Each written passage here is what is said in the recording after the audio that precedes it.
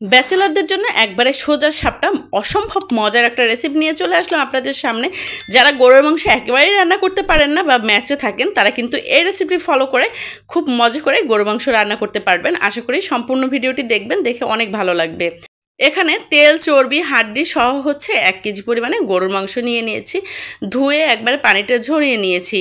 আর এর মধ্যে এখন দিয়ে দিচ্ছি হচ্ছে পরিমাণ মতো হলুদের গুঁড়া। 1 কেজি পরিমাণ মাংসে আপনারা হচ্ছে হাফ চামচের মতো হলুদের গুঁড়া দিলেই হবে। 2 চামচ দিয়ে দিয়েছি হচ্ছে মরিচের গুঁড়া, পরিমাণ মতো হচ্ছে লবণ দিয়ে দিলাম। আর 1 ইঞ্চির মতো আদা, সেটা কুচি করে দিয়ে দিয়েছি। 1 কেজি পরিমাণ মাংসে কিন্তু 1 কাপ পরিমাণে পেঁয়াজটা একবারে পারফেক্ট মেজারমেন্ট।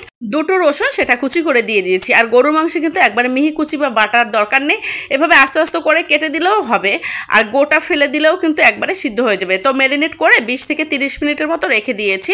ম্যারিনেট করে রেখে দিলে কিন্তু মাংসের স্বাদটা অনেকটা ভালো লাগে, অনেকটা বেড়ে যায় আর তাড়াতাড়ি সিদ্ধ হয়ে যায়। এখানে হচ্ছে কড়াইয়ের মধ্যে দেখতে পাচ্ছেন হাফ কাপ পরিমাণে তেল দিয়ে দিয়েছি। আর শাহি জিরে দিয়ে দিয়েছি 1 চিমটির মতো, গোটা জিরে দিয়ে দিয়েছি 1 চিমটির মতো, গরম মশলাগুলো দিয়ে দিচ্ছি একে একে, এলাচ, দারুচিনি, তারপরে হচ্ছে তেজপাতা দিয়ে দিলাম হচ্ছে লবঙ্গ 3টার মতো। তো আর এখানে একটা শুকনো মরিচ, সেটা মধ্য থেকে ফালি করে দিয়েছি, তাহলে কিন্তু ঘ্রাণটা খুব সুন্দর আসে। এভাবে আপনারা আগে যদি গরম মশলাগুলো তেলে ভেজে নেন, দেখবেন অসাধারণ একটা ফ্লেভার আসে আর খেতেও কিন্তু অসম্ভব ভালো লাগে। আর এই যে ম্যারিনেট করা যে মাংসটা, সেটা দিয়ে দিয়েছি। এভাবে এখন মাংসটা দেওয়ার পরে সুন্দর করে একটু নেড়ে চেড়ে নিচ্ছি, নিয়ে এই যে ঢাকনা দিয়ে ঢেকে রেখেছি যতক্ষণ পর্যন্ত না পানি বের হয়ে আসে। তো যেহেতু মাংসটা আমি হচ্ছে অনেক সময় পানিটা ঝরিয়ে নিয়েছি, এখানে কিন্তু পানির পরিমাণটা খুবই কম বের হয়ে আসছে, মানে নাই বললেই চলে এভাবে। তো আপনারা যারা কখনো গরু মাংস রাঁধেননি বা যারা ব্যাচেলার আছেন, একা একা থাকেন, বাড়িতে না যাওয়া পর্যন্ত হচ্ছে হোটেলে কিনে খেতে হয়, তারা এভাবে কিন্তু রান্না করতে পারেন। গরুর মাংস এনে খেতে অসম্ভব মজা হবে।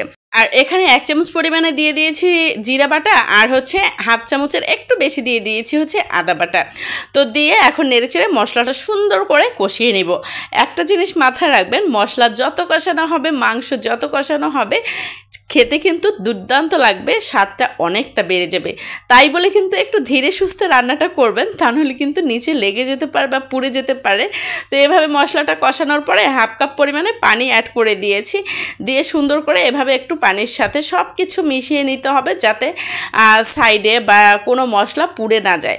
তো দেখে বুঝতে পারছেন আমি নেড়েচেড়ে কিন্তু সব কিছু সুন্দরভাবে এক জায়গায় গুছিয়ে নিয়ে ঢাকনা দিয়ে ঢেকে রেখেছি। আর এই যে 5 থেকে 7 মিনিট পরে দেখতে পাচ্ছেন সুন্দর করে ফুটে উঠেছে। আপনারা মাঝে মধ্যে হচ্ছে কি একটু নেড়ে দিবেন, তাহলে কিন্তু নিচের মশলাটা লেগে যাবে না। আর আপনারা জানেন যে এখন বর্তমানে কিন্তু সব ধরনের মশলা গুঁড়ো কিনতে পাওয়া যায়। তো যারা বাটাবাটির ঝামেলা মনে করেন, তারা কিন্তু গুঁড়ো মশলা দিয়েও রান্নাটা কমপ্লিট করতে পারেন। যেমন আদা গুঁড়ো, তারপর হচ্ছে জিরা গুঁড়ো, ধনিয়া গুঁড়ো, সব কিছুই আপনারা গুঁড়ো কিনতে পাবেন। আর এখানে কথা বলতে বলতে কিন্তু আমার দ্বিতীয়বারের মতো কষানো কমপ্লিট হয়ে গেছে। আর এই যে দ্বিতীয়বার কষানোর মধ্যে কিন্তু মাংসটা প্রায় 75%-এর মতো হচ্ছে কুক হয়ে গেছে। তো এর মধ্যে যখন বুঝতে পারবেন তেলের পরিমাণটা একটু কম হয়ে গেছে, তার মধ্যে কিন্তু এখন আপনারা তেলটা অ্যাড করতে পারেন। তো এই তেলটা দিয়েও কিন্তু কষিয়ে নিতে হবে, তাহলে আর তেলের যে কাঁচা একটা গন্ধ, সেটা মোটেও থাকবে না। আর এই যে দেখতে পাচ্ছেন আমি কিন্তু এখন কষিয়ে নিয়েছি তেলটা দিয়ে। আর এর মধ্যে হচ্ছে আলু দিয়ে দিচ্ছি। এই যে ধুয়ে কেটে একবার পরিষ্কার করে রেখেছিলাম, সেই আলুগুলো দিয়ে দিলাম। আপনার চাইলে আলুটা নাও দিতে পারেন, বাট রেগুলার রান্নায় বাচ্চা বড় সবাই কিন্তু গরুর মাংস বলেন আর মুরগির মাংস বলেন, আলুটা বেশ পছন্দ করে। যার কারণে হচ্ছে আমি এখানে হচ্ছে 2টো আলু সেটা কেটে ছোট ছোট করে দিয়ে দিয়েছি। আর এখন হচ্ছে পানি দিয়ে দিয়েছি। আমরা যতটুকু ঝোল রাখবো আর সিদ্ধ হওয়ার জন্য যতটুকু দরকার ততটুকু পরিমাণে। তো এখানে হচ্ছে আমি 3 কাপ পরিমাণে পানি অ্যাড করে দিয়েছি, দিয়ে ঢাকনা দিয়ে ঢেকে রেখেছি। আর এই যে দেখতে পাচ্ছেন একবারে ফুটে উঠেছে। আর আমার কিন্তু মাংস প্রায় সিদ্ধ হয়ে গেছে। রান্নাটা কমপ্লিট হওয়ার 2 থেকে 3 মিনিট আগে জিরা ভেজে তারপরে হচ্ছে গুঁড়ো করে উপর থেকে দিয়ে দেবেন, একটু নেড়েচেড়ে মিশিয়ে নেবেন।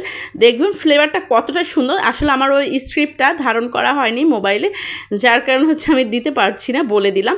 তো এই যে আমার রান্না কমপ্লিট হয়ে গেছে, তুলে নিয়েছি। কেমন লেগেছে অবশ্যই কমেন্টস করে জানাবেন, সাথে থাকবেন। আল্লাহ হাফেজ।